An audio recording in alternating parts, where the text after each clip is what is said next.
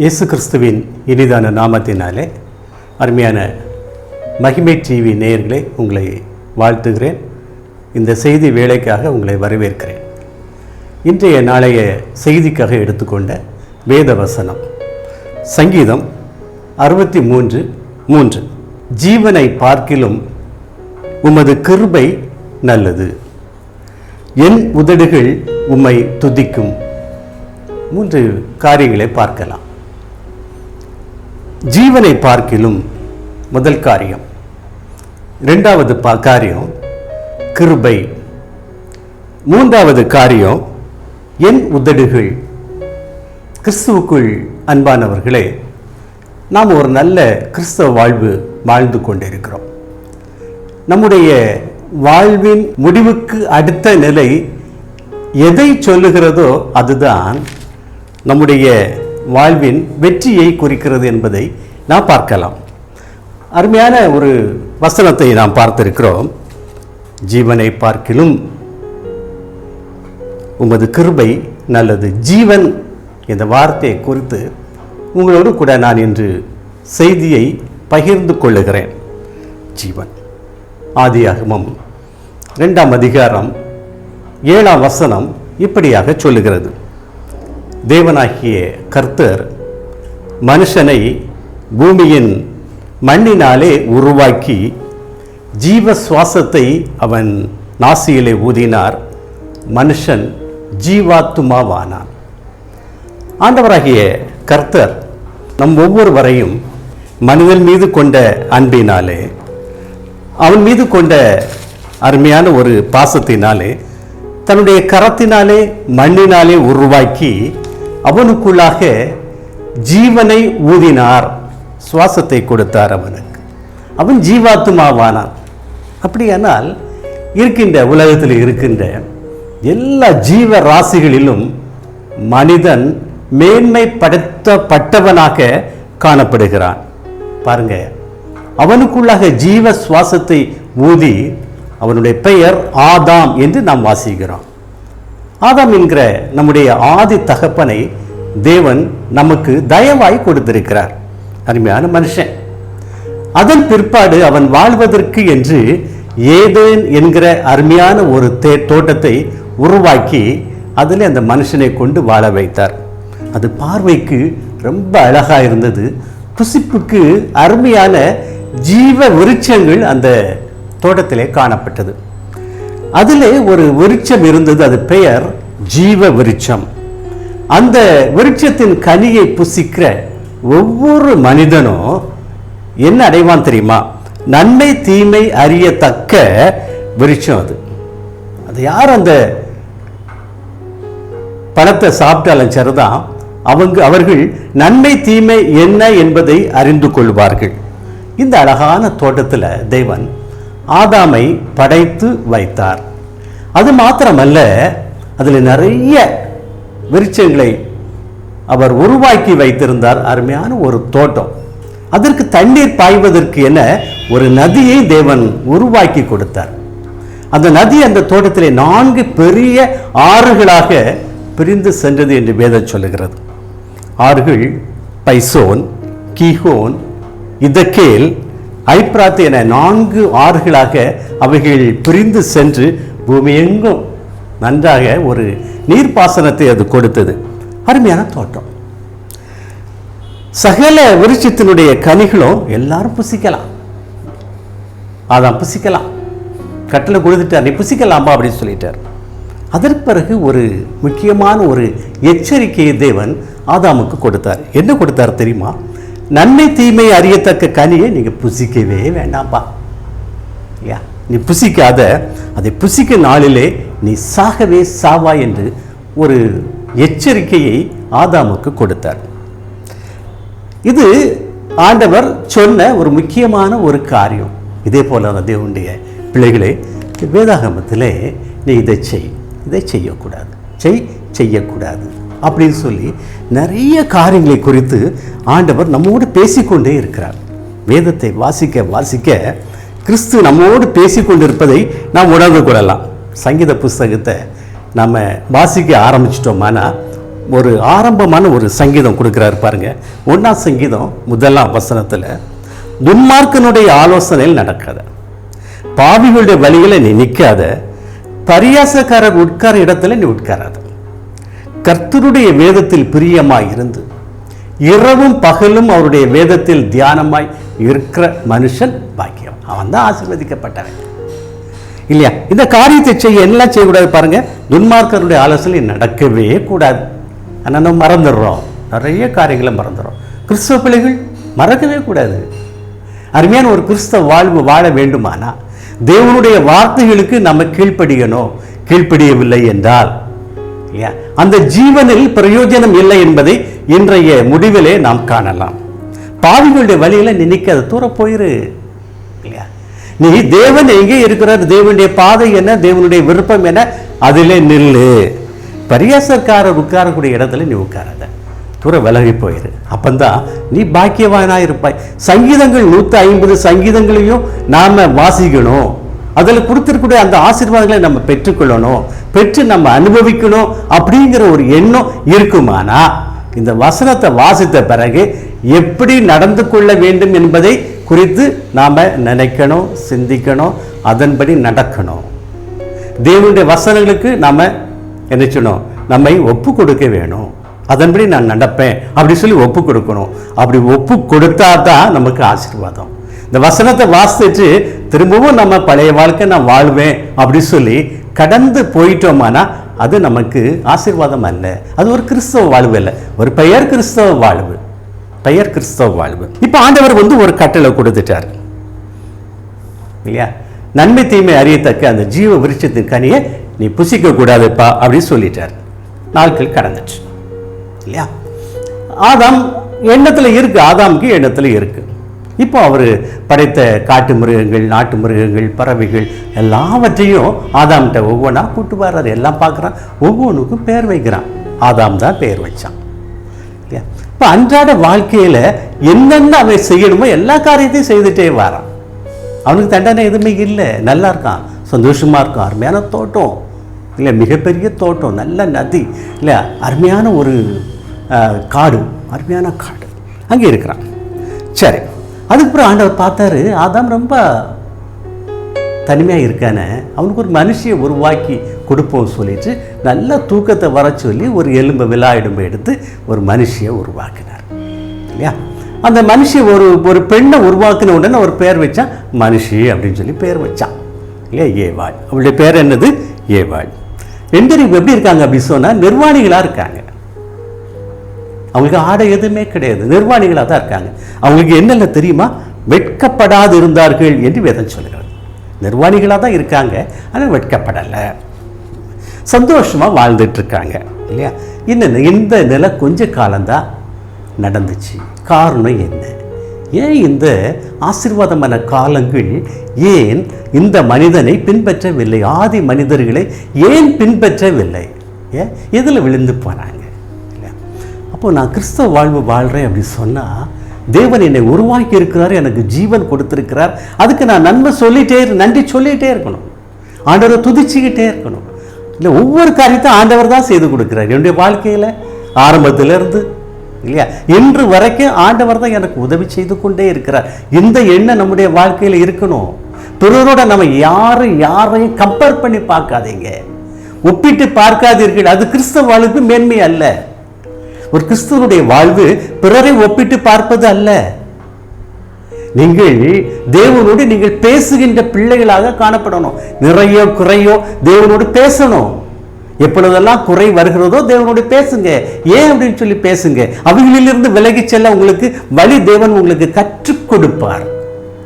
எப்பொழுதெல்லாம் உங்களுக்கு நிறைவு வருகிறதோ அப்பொழுதெல்லாம் அந்த ஆண்டவரை நீங்கள் துதிங்க, ஸ்தோத்திரிங்க, நன்றி சொல்லுங்க. தேவனோடு பேசிக் கொண்டிருப்பதை உங்களுக்கு ஒவ்வொரு நாளும் அது ஆவல் உள்ளதா இருக்கட்டும். தேவனை விட்டு பிரியக்கூடாது, தேவனுடைய எல்கையை விட்டு பிரியக்கூடாது, தேவனுடைய ஆள்கையை விட்டு நம்ம பிரியக்கூடாது. ஆனா இந்த ஆதாமும் ஏவாளும் ஒரு நாள் தேவனுடைய பிரசன்னத்தை விட்டு வெளியே அனுப்பப்பட்டார்கள், தேவனுடைய எல்கையை விட்டு வெளியே அனுப்பப்பட்டார்கள். காரணம் என்ன? காரணம் என்ன? ஆசீர்வாத குறைவுக்கு காரணம் இருக்கு. யாரு? நாம தான். அந்த காரணம் என்ன என்பதை பார்த்தோம்னா, ஆண்டவர் எந்த கனியை நீ புசிக்க கூடாது அப்படி சொல்லியிருந்தாரோ அதில் ஆதாம் தெளிவாக தான் இருக்கான். ஆனால் 3ஆம் அதிகாரம் ஆதியாகமம் 3:1 இப்படி வேதம் சொல்லுகிறது, தேவனாகிய கர்த்தர் உண்டாக்கின சகல காட்டு ஜீவன்களை பார்க்கிலும் சர்ப்பமானது தந்திரம் உள்ளதாக இருந்தது, அது ஸ்திரீயை பார்த்து பேசியது. பிசாசு எந்த மனிதன் தேவனுக்கு பிரியமாய் நடக்கிறானோ அவனோடு பேச பிசாசு ஆரம்பிக்கிறது. கொஞ்ச காலம் விட்டுச்சு இல்லையா, அது பிறகு பேச ஆரம்பிக்குது. பேசும்போது ஸ்திரீயானவள் என்ன செய்து போனா, விழுந்து போனாள். ஏவாள் விழுந்து போனாள் இல்லையா. என்ன பேசிச்சு? அவள் கேட்குறா, ஸ்திரீகிட்ட கேட்குறா இல்லையா, நீங்கள் எந்த கனியை நீங்கள் புசிக்கக்கூடாது, எதை புசிக்கக்கூடாது என்று தேவன் சொல்லியிருக்கிறார். அப்போ சொல்கிறாங்க, ஜீவனுள்ள அந்த அந்த விருட்சத்தின் கனியை நாங்கள் புசிக்கக்கூடாது அப்படி சொல்லி சொல்கிறாங்க. யார் சொல்கிறா? ஏவாள் சொல்கிறா. அப்போ பிசாசு சொல்லுது, நீ இதை புசிக்க நாளில் உன் கண்கள் திறக்கப்படும். நல்லா கவனிச்சுக்க, இதை புசிக்க நாளில் உன்னுடைய கண்கள் திறக்கப்படும், நன்மை தீமை நீ அறிந்து கொள்வாய், தேவனை போல் இருப்பீர்கள். நீயும் ஆதாமும் இந்த கனியை புசிக்கும் நாளில் உங்களுடைய கண்கள் திறக்கப்படும், நீங்கள் தேவனை போல் இருப்பீர்கள், நன்மை தீமை நீங்கள் அறிந்து கொள்வீர்கள் அப்படி சொல்கிறான் இல்லையா. இந்த காரியத்தை குறித்து ஆதாம் ஏவாளோடு பேசினானோ பேசலையோ நமக்கு தெரியாது. ஆண்டவர் சொல்லியிருக்காரு, ஜீவ விருட்சத்தின் கனியை நம்ம புசிக்கக்கூடாது, ஆண்டவர் சொல்லியிருக்கிறாரு அப்படின்னு சொல்லி ஆதாம் சொல்லியிருக்கணும். ஆதாம் அவளுக்கு சொல்லலை. பறித்த அந்த கனியை ஆதாமை கூப்பிட்டு அவனுக்கு கொடுத்துட்டான். அவன் எதையுமே அவன் தெரிந்து கொள்ளவில்லை, புரிந்து கொள்ளவில்லை. அவன் அதை வாங்கி சாப்பிட்டுட்டான். 2 பேரும் தேவன் எதை விலக்கி வைக்க சொல்லியிருந்தாரோ அதை எப்பொழுது புசிக்க ஆரம்பித்தார்களோ அப்பொழுதே அவருடைய கண்கள் திறக்கப்பட்டது. சரிதான், பிசாசு சொன்னது சரிதான். அவருடைய கண்கள் திறக்கப்பட்டது. அவர்கள் கண்கள் திறந்த பிறகு பார்க்குறாங்க, 2 பேருமே நிர்வாணிகளாகிருக்கும். பிசாசு என்ன சொல்லிச்சு? கண்கள் திறக்கப்படும், நன்மை தீமைகள் நீங்கள் அறிந்து கொள்வீர்கள், தேவனை போல் இருப்பீர்கள். கண்கள் திறக்கப்பட்டது உண்மைதான். பார்த்துடுங்க, பிசாசு சொன்ன அடுத்த 2 காரியமும் வித்தியாசமாக இருந்துச்சு. நன்மை தீமையை அறிந்து கொண்டார்கள், தாங்கள் நிர்வாணிகளாய் இருக்கிறோம் என்பதை புரிந்து கொண்டார்கள், புரிந்து கொண்டு வெட்கப்பட்டார்கள் என்று வேதம் சொல்கிறது. கிறிஸ்துவுக்குள் அன்பானவர்களே, கடவுளுக்கும் மனுஷனுக்கும் இடையில் பிசாசு ஆதாம் காலத்திலே நுழைஞ்சிட்டான். அதே பிசாசு இன்றைக்கும் செயல்பட்டு கொண்டே தான் இருக்கிறோம். அநேக கிறிஸ்தவ பிள்ளைகள் அருமையான ஒரு வாழ்வு வாழ்கிறாங்க. ஆனால் பிசாசு இடையில் புகுந்துடுறான். அவருடைய வாழ்வையே கொலைச்சி போட்டுருதான். சொல்லுவாங்க, எவ்வளவோ சொல்லலாம், நான் என்னுடைய வாழ்க்கையில் பாவமே செய்ய மாட்டேன், துன்மார்க்கமாய் நான் வாழவே மாட்டேன், கடவுளுக்கு பிரியமாக தான் வாழ்வேன், நான் பிரதிஜை பண்ணியிருக்கிறேன் ஆண்டவரோடு அப்படி சொன்ன அநேகர் விழுந்து போயிருக்கிறாங்க. தேவனால் தெரிந்து கொள்ளப்பட்ட அநேக பிள்ளைகள் விழுந்து போயிருக்கின்றார்கள். ஏன்? சவுல் தேவனால் தெரிந்து கொள்ளப்பட்ட அருமையான ஒரு ராஜா. பார்த்துடுங்க, அவன் கூட சொல்லுவான், எங்களுடைய அந்த கோத்திரங்களில் இந்த பென்னியமீன் கோத்திரம் ரொம்ப சிறிய கோத்திரம் அப்படின்னு சொல்லி சொல்லுவான். ஆனால் சவுல் மீது ஆண்டவருக்கு ரொம்ப ஒரு நம்பிக்கை இருந்தது. சமஸ்த இஸ்ரவேலிலும் அவனை போன்று வளர்ந்தவர்கள் யார், உயரமானவர்கள் யாரும் இல்லை என்று வேதம் சொல்லுகிறது. இல்லை, அவ்வளவு அருமையான தேகம் படைத்தவன் இந்த சவுல். ஆனால் அவனை கூட சாத்தான் விழ வச்சிட்டான். ஒரு சில ஆடுகளுக்காக, மாடுகளுக்காக, இல்லையா, சொத்துகளுக்காக அவன் சவுலை விழ வைத்து விட்டான் என்று வேதம் சொல்லுகிறது. எந்த காரியத்திலும் நாம் கிறிஸ்துவுக்கு விரோதமான எந்த காரியத்தையும் செய்யக்கூடாது இல்லையா. விழுந்து போகிறதுக்கு ஒரு காரணம் என்ன தெரியுமா? சரியாக வேதத்தை நாம் படிக்கவில்லை, புரிந்து கொள்ளவில்லை. எல்லாரும் வேதம் படிச்சிருக்கிறோம் இல்லை. வேதாகமத்தை படித்த 10 நேரம் நான் முடிச்சிருக்கிறேன்னு சொல்கிறாங்க, 15 நேரம் முடிச்சிருக்கிறேன்னு சொல்கிறாங்க இல்லையா. நிறைய பேர் ஆலயங்களில் வேதாகம தேர்வு நடத்தினா முதல் பரிசு வாங்குவார்கள். ஆனால் அதில் பலர் அல்லது சிலர் விழுந்து போகிற பிள்ளைகளாக காணப்படுகின்றார்கள். காரணம் என்ன தெரியுமா? அவர்கள் சத்தியத்தை சத்தியத்தின்படி அறிந்து கொள்ளவில்லை. படித்தார்கள், உலக பிரகாரமாக படித்தார்கள். ஆனால் தேவனுடைய அந்த நாமத்தை மகிமைப்படுத்துவதில்லை அவர்கள் பின்தங்கி போய்விட்டார்கள். உலக காரியங்களுக்கு முக்கியத்துவம் கொடுத்து தேவனுடைய வசனங்களை மறந்து விட்டார்கள். அதான் வேதம் சொல்கிறது, கர்த்தரை அறிகிற அறிவில் நிலைத்திருங்கள் என்று. கர்த்தரை அறிகிற அறிவு. ஒவ்வொரு நாளும் கர்த்தருக்கு பிரியமாக என்னென்ன காரியங்களை செய்யலாம் அப்படின்னு சொல்லி நாம் கருத்தாய் இருக்க நம்ம அழைக்கப்படுகிறோம். விழித்திருங்கள், விழித்திருந்து நீங்கள் ஜெபிங்க, எப்பொழுது ஜெபித்து கொண்டே இருங்க. ஆண்டவர் கூட சொல்கிறார், இயேசு கிறிஸ்து கூட சொல்லுகிறார், அநேக நேரம் சொல்லுகிறார் இல்லையா, விழித்திருங்கள் என்று சொல்லுகின்றார். அவர்கள் வெட்கப்பட்டு போனார்கள். நீங்கள் இதை புசிக்க நாளிலே உங்கள் கண்கள் திறக்கப்படும், நன்மை தீமை அறிந்து தேவர்களைப் போல் இருப்பீர்கள் அப்படின்னு சொல்லி சொல்கிறான். அவன் கனியை பறித்தா, புசித்தா, தன்னுடைய கணவனுக்கும் கொடுத்தா, அவனும் புசிச்சான் இல்லையா. ரெண்டு பேரும் இப்போ எப்படி இருக்காங்க? நிர்வாணிகளாக இருக்கிறார்கள். நிர்வாணிகளாக இருக்கிறோம் என்பதை அறிந்து கொண்டார்கள். நிர்வாணம் நிர்வாணம் அப்படி சொன்னால் என்ன அப்படின்னா, வஸ்திரம் இல்லை, பரிசுத்தம் எடுபட்டு போயிற்று. அவ்வளோதான், பரிசுத்தம் எடுபட்டு போயிற்று. ஆதாமை விட்டு ஏவாளை விட்டு இல்லையா, பரிசுத்தம் எடுபட்டு போயிற்று. அப்போ எப்போ தேவனுடைய வார்த்தைக்கு கீழ்ப்படிய மறுத்து தேவனுக்கு விரோதமாக ஒரு காரியத்தை நாம் செய்கிறோமோ அப்பொழுது அந்த நேரம் முதல் பரிசுத்தம் நம்மை விட்டு எடுபட்டு போகிறது. இப்போ நம்ம யார் பக்கம் நிற்போம்? ஆண்டவர் பக்கம் நிற்போமா, பிசாசு பக்கம் நிற்போமா? பிசாசு பக்கம். இப்போ பாருங்க, ஆண்டவர் இறங்கி வாரார். ஏற்ற வேளையில் இறங்கி வந்து ஆதாமை ஏவாளையும் தேடுறார். அவருக்கு தெரிஞ்சு போச்சு, ரெண்டு பேரையும் தேடுறார். அவர் வரும்போது ரெண்டு பேரும் ஓடி போவாங்க. ஆதாம் ஓடி போவான், ஏவாளும் ஓடி போவான். ஆண்டவர் சன்னிதானத்திற்குள்ளாக ஓடி போவாங்க, சன்னிதானத்திலே இருப்பாங்க. ஆண்டவர் வந்துட்டார், அவரோட தூரம் போகவே மாட்டாங்க. இப்போ ஆண்டவர் தேடி வராரு. ரெண்டு பேரும் ஓடி போய் ஒளிச்சுக்கிட்டாங்க. ரெண்டு பேரும் ஓடி போய் ஒளிச்சுக்கிட்டாங்க. ரெண்டு பேரும் ஓடி ஓடி ஒளிப்பதற்கு காரணம் என்ன? தேவனுடைய வார்த்தைக்கு கீழ்ப்படிய மறுத்தது. தேவனுடைய வார்த்தைக்கு கீழ்ப்படிய மறுத்தது. இந்த காரியத்தை இன்றைக்கு நாம செய்கிறோமா? அதுல நம்ம கவனமா இருக்கணும்.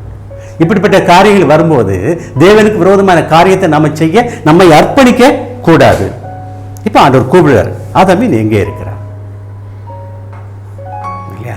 அப்ப அவன் சொல்றான், நான் நிர்வாணியாக இருப்பதினாலே, நாங்கள் நிர்வாணிகளாக இருப்பதினாலே பயந்து ஒளித்து கொண்டோம் அப்படி சொல்றான். உனக்கு நிர்வாணி என்று உனக்கு சொன்னது யார்? நான் விலக்கிய கனிகளை நீ புசித்தாயோ என்று ஆண்டவர் சொல்றார். ஆண்டவரே, நான் புசிக்கலப்பா, நானாக புசிக்க இல்லையா. ஸ்திரீ அந்த கனியை தந்தா நான் புசிச்சிட்டேன் அப்படின்னு சொல்றான் இல்லையா. ஆண்டவர் கேள்வி கேட்டிருப்பாரா இல்லையா? நிறைய கேள்வி கேட்டிருப்பார். நான் உன்னை புசிக்க கூடாது சொல்லியிருப்பேனே அப்படின்னு கேட்டிருப்பார். நீ அதை நீ ஏவாளுக்கு சொன்னியா அப்படின்னு சொல்லி கேட்டிருப்பார் இல்லையா. நமக்கு ரொம்ப சிம்பிளா அந்த வார்த்தைகளை கடந்து செல்கிறது வசனங்கள்.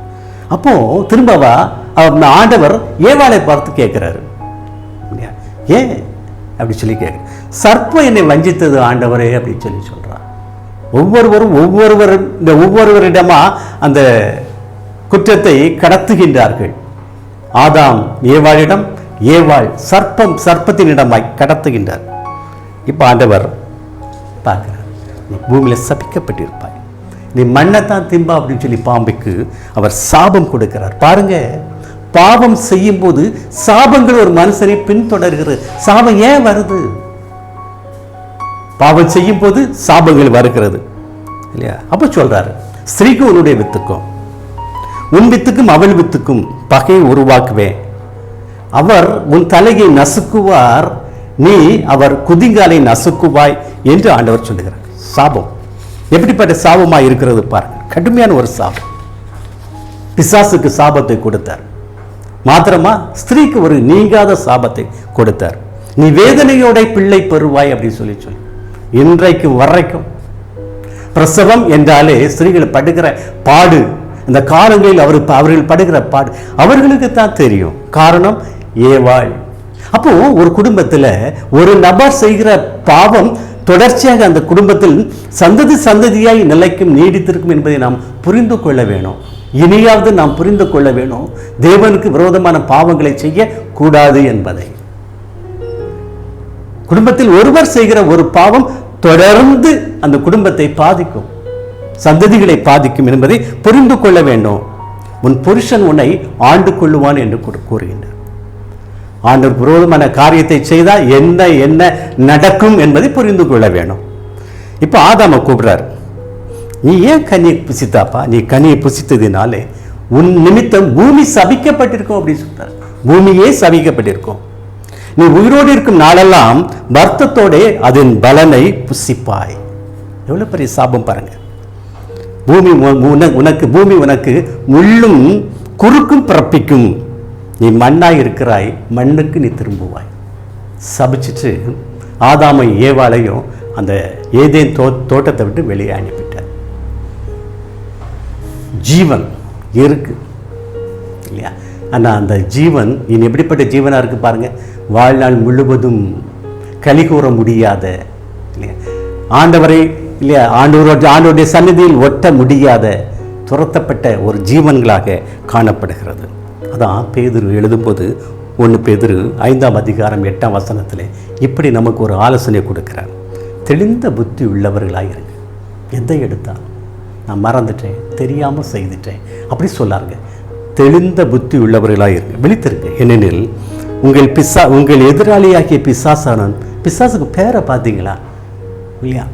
மனித குலத்தினுடைய எதிராளி. உங்கள் எதிராளியாகிய பிசாசானவன் கர்ஜிக்கிற சிங்கத்தை போல, கர்ஜிக்கிற சிங்கம் அல்ல, கர்ஜிக்கிற சிங்கத்தை போல எவனை விழுங்கலாமோ என்று வகை தேடி சுற்றி அலைகிறான். யார் எளிதில் விழுவார்களோ அவன் பிடிச்சு அமைக்கி போட்டுருவான், பாவத்தில் விழ வகித்து விடுவான். இந்த பிசாசுக்கு யோபுவை பற்றி கூட தெரியும் பார்த்துனேன். அவன் உத்தமன், அவன் சன்மார்க்கன் அப்படி சொல்லி தெரியும் ஆண்டவர். ஆனாலும் அந்த யோபுவை விழ வைப்பதற்காக ஆண்டவரோடு போய் நிற்கிறான். போராடினா ஆண்டவர் கொடுத்துட்டார், அவனை யோபு கொடுத்துட்டார், அவனுடைய சொத்துக்களை கொடுத்துட்டாரு, பிள்ளைகளை கொடுத்துட்டாரு, எல்லாவற்றையும் அழிச்சிட்டான் பிசாசுக்கு ரொம்ப சந்தோஷம். இனி யோபு விழுந்து போனான் அப்படின்னு சொல்லி. ஆனாலும் அவனுக்குள்ளாக இருந்த அந்த உத்தமமான எண்ணம், அந்த எண்ணம் நமக்கு வேணும், நம்முடைய சந்ததிக்கு வேணும், எனக்கு வேணும், என்னுடைய சந்ததிக்கு வேணும், எனக்கு வேணும், என்னுடைய குடும்பத்திற்கு வேணும் அப்படிங்கிற எண்ணம் ஒவ்வொருவருக்கும் உருவாகணும். விழுந்து போகிற பிள்ளைகளாக அல்ல, எழும்பி நிற்கிற பிள்ளைகளாக நாம மாற அழைக்கப்படுகின்றோம். அவன் அப்படி நின்றதால யோபுக்கு கிடைச்சது என்ன தெரியுமா? ரெட்டிப்பான ஆசீர்வாதம் கிடைச்சது. திரும்ப அதே 10 பிள்ளைகள், அவனுக்கு எல்லா சொத்துக்களையும் அவனுக்கு ரெட்டிப்பான ஆசீர்வாதம். தேவன் அவனோடு கூட இருந்தார். அப்போ எப்பெல்லாம் நமக்கு சோதனைகள் வருகிறதோ, வேதனைகள் வருகிறதோ, அமைதியாக இருக்க நம்ம கற்றுக்கொள்ளும். தேவனுடைய வேத வசனங்கள், நல்ல ஒரு தியானம், கர்த்தருக்குள் அமைதியாக அந்த நாட்களை கடந்து செல்வோம். நிச்சயமாக ஒரு நாள் நம்முடைய வேதனைகள் எல்லாம் கடந்து போகும். தேவன் நம்மை மீண்டும் உயர்த்த ஆரம்பிப்பார், மீண்டும் ஆசீர்வதிக்க ஆரம்பிப்பார். இந்த ஜீவன் நித்திய ஜீவனை பெற்றுக்கொள்ளும்படியாய், கடந்து செல்லும்படியாய் தேவன் நம்மோடு கூட இருக்கிற ஆண்டவர். தேவனுடைய பிள்ளைகளை, இந்த ஜீவன் தேவன் நமக்கு கொடுத்தது, அருமையாக கொடுத்தது. பார்த்துக்கிட்டங்க இல்லையா? அநேகருக்கு இன்னும் இந்த ஸ்லாக்கியம் கொடுக்கல. இயேசு கிறிஸ்துவை பற்றி அநேகர் என்ன அறியலை இல்லையா? தேவனை பற்றி அறிந்தாலும் அல்லது புரிந்தாலும் அதை ஏற்றுக்கொள்ளக்கூடிய மனப்பக்குவம் நிறைய பிள்ளைகளுக்கு இல்லை. கிறிஸ்தவ வாழ்வு ஆண்டவர் நமக்கு கொடுத்த அருமையான ஒரு வாழ்வு. ஆதாம் ஏவாள் இவர்களுக்கு ஆரம்ப வாழ்வு எப்படிப்பட்டதாக இருந்தது பார்த்தீங்களா? எப்படிப்பட்ட தோட்டம், எவ்வளவு செழுமை, எவ்வளவு அருமையான ஒரு தோட்டம். தேவனோடு பேசுகின்ற, தேவனோடு உறவாடுகின்ற, தேவனோடு விளையாடுகின்ற அருமையான ஒரு தோட்டம். அதை இழந்து போனார்கள். எப்பொழுதும் தேவனுடைய வார்த்தைகளுக்கு கீழ்ப்படிய மறுக்கும் போது. காரணம் என்ன தெரியுமா? பிசாசு இவருடைய வாழ்க்கையில் அவன் செயல்பட ஆரம்பிச்சிட்டான். பிசாசு செயல்பட ஆரம்பிக்கும் போது இல்லையா, பிசாசுக்கு இவர்கள் அடிபடியை ஆரம்பித்து விட்டார்கள். அதனால தான் விழுந்து போனார்கள். தனித்தனியான சாபங்கள், பெண்ணுக்கான சாபம், ஆணுக்கான சாபம், பிசாசுக்கு சபிக்கப்பட்டவன் தான். அதை பற்றி நமக்கு கவலையே இல்லை. தேவனுடைய பிள்ளைகளே, நாம் தேவனிடத்தில் சாபத்தை பெறக்கூடாது. ஆசீர்வாதத்தை பெறுவதற்காக நம்ம அழைக்கப்பட்ட அருமையான தேவனுடைய பிள்ளைகள். நீங்களும் நானும் என்ன செய்யணும்? இந்த அழைப்புக்கு நாம் என்ன செய்யணும்? நம்ம செவி கொடுக்கணும். ஆண்டவருக்கு, ஆண்டுடைய சத்தத்திற்கு செவி கொடுக்கணும். வசனங்களை வாசிக்கணும். அதன்படி நடக்க நம்மை அர்ப்பணிக்கணும். தேவனுடைய சமூகத்தில் அர்ப்பணிக்கணும்.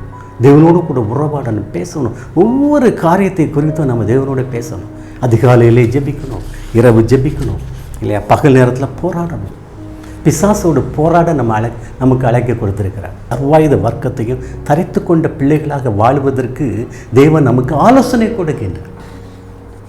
உண்மையான வேதாகம வசனங்கள் நமக்கு கொடுக்கப்பட்டிருக்கிறது. அதன்படி வாழ நாம் நம்மை அர்ப்பணிக்க வேணும். அர்ப்பணிக்கும் போது தேவன் நம்மோடு கூட இருப்பார். எந்த சூழ்நிலை வந்தாலும் யோபுடைய நிலைமை தான் பார்த்துட்டு நம்மை கைவிடவே மாட்டார். உயிரே போகக்கூடிய ஒரு நிலை வந்தாலும் தேவன் நம்மை காத்துக்கொள்வார். அப்படிப்பட்ட அந்த வாழ்வுக்கு நாம் நம்மை அர்ப்பணிக்க வேண்டும் இல்லையா? நம்மை ஆற்ற, நம்மை தேற்ற, நம்மை விசாரிக்க, நம்மை பொறுப்படுத்திக்கொள்ள அருமையான ஒரு தேற்றரவாளனை தேவன் நமக்கென்று கொடுத்திருக்கிறார். பரிசுத்த ஆவியானவர். பரிசுத்த ஆவியானவருடைய இல்லையா பலன் நமக்கு வேணும், ஒவ்வொருவருக்கும் வேணும். பரிசுத்த ஆவிக்காக ஜெபிங்க. ஒவ்வொரு நாளும் காலையிலே எழுந்து ஜெபிங்க. எனக்கு பரிசுத்தாவின் ஆலோசனை வேணும், பரிசுத்தாவின் அபிஷேகம் எனக்கு வேணும், பரிசுத்த ஆவியானவருடைய வழி நடத்துதல் எனக்கு வேணும். என்னுடைய வாழ்க்கையை நான் எப்படி நடக்கணும்? ஆண்டவர் சொல்கிறாரு, நான் உனக்கு போதித்து நீ நடக்க வேண்டிய வழியை உனக்கு காட்டுவேன், உன்மேல் என் கண்ணை வைத்து உனக்கு ஆலோசனை சொல்லுவேன் சொல்லியிருக்காரு.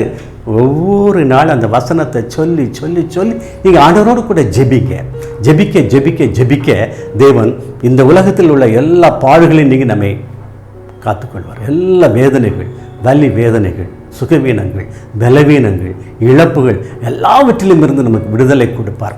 தேவன் நம்மை ஆசீர்வதிக்க அவர் ஆயத்தம் உள்ளவராக இருக்கிறார். ஜீவன், எப்படிப்பட்ட ஜீவன் தெரியுமா? தேவன் கொடுத்த இல்லையா, நம்முடைய நாசிலே ஊதிய அவருடைய சுவாசம் நமக்கு கொடுத்த அந்த ஜீவனாக இருக்கிறது. அதை இழந்து போகிற பிள்ளைகளாக அல்ல. ஜீவனை பார்க்கிலும் கிருபை நல்லது, ஜீவனை பார்க்கிலும் கிருபை நல்லது. இந்த வாரத்தில் நம்ம ஜீவனை குறித்து பார்த்துருக்கிறோம். கர்த்தருக்கு சித்தமானால் வருகின்ற வாரத்திலே கிருபையை குறித்து நம்ம பார்ப்போம். கிருபை ஆண்டவருக்கு சித்தமான அடுத்த வாரம் பார்ப்போம். இந்த வாரத்தில் தேவன் நம்மை ஆசீர்வதிக்கும்படியாக ஜெபிப்போம். பரிசுத்தமுள்ள பரலோக தகப்பனே, அருமையாக நீர் எங்களுக்கு கொடுத்திருக்கிற அந்த ஜீவனுக்காக உமக்கு நன்றி, உமக்கு ஸ்தோத்திரம். இந்த ஜீவனை நீர் விரும்புகிற பிரகாரம் வழி நடத்தும்படியான பரிசுத்த ஆவி எங்களை ஒவ்வொருவரும் நீங்கள் கொடுங்கப்பா. உங்களுடைய கிருபையை கொடுங்க, எங்களை ஆசீர்வதிங்க, எங்களோடு கூட இருக்க. இயேசு கிறிஸ்துவின் நாமத்தினாலே ஜெபிக்கிறேன் ஜீவனுள்ள பிதாவே. ஆமென், ஆமென்.